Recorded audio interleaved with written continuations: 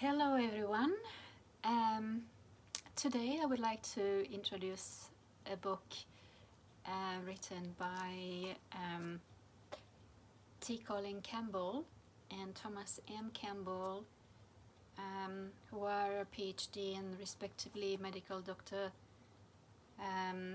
from the USA and who have written the China study.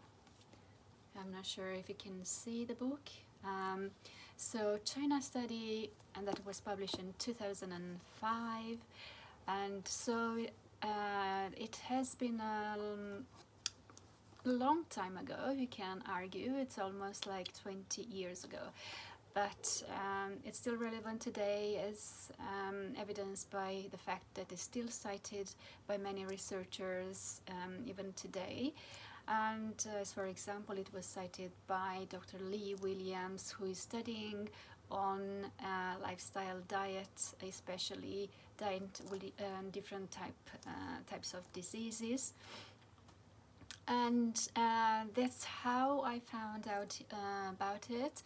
Me myself, I am a student in a PhD, in a master program of public health, and I am interested in lifestyle interventions and for example cancer prevention via lifestyle. So today I'm just going to read the excerpt, the introduction, the foreword to this book, and hopefully later on at another date I can just summarize some of the chapters. The book is quite thick. It has about 400 pages, so there are many interesting chapters.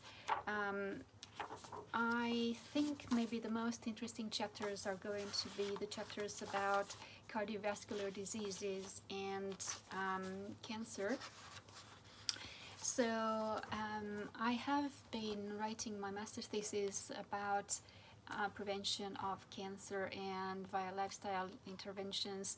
So I have a little bit of knowledge and background about this, so and I know about the evidence, and that 30 or 40% of the cancers can be prevented, or at least the risk of getting cancer can be reduced by 30-40% via lifestyle and diet, physical activity, and other behaviors related to health and lifestyle, of course. So, but this book, the China book, also includes chapters about autoimmune diseases.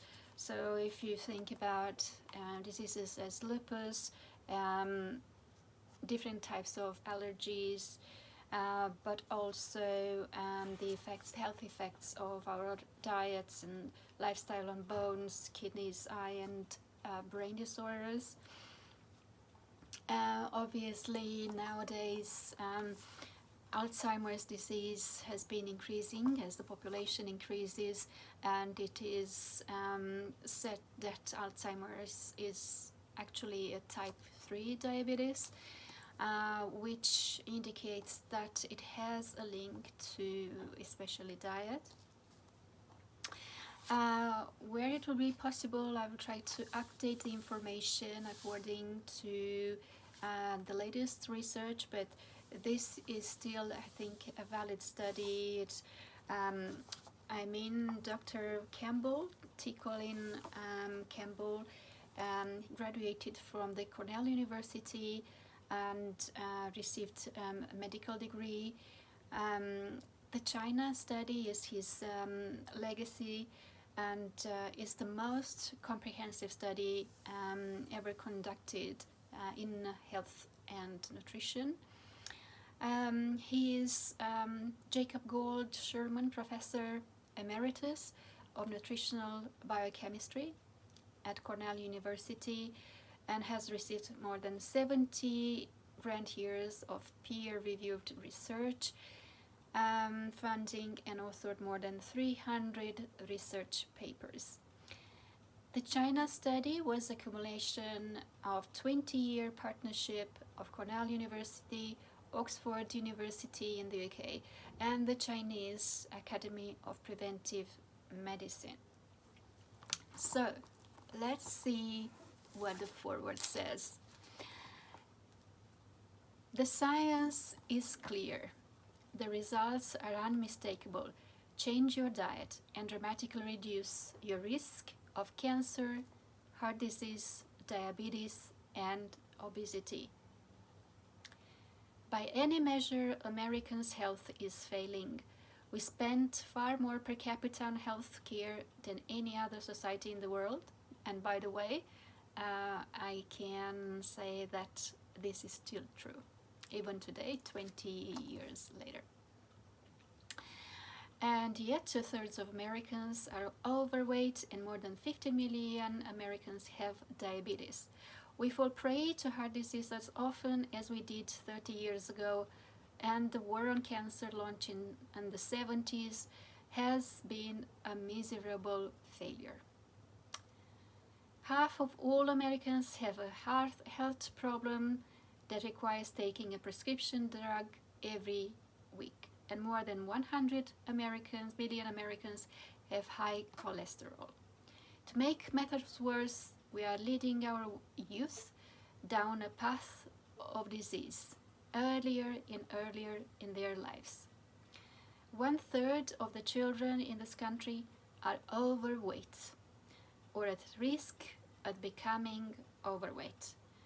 Our kids are increasingly falling prey to a form of diabetes that used to be seen only in adults.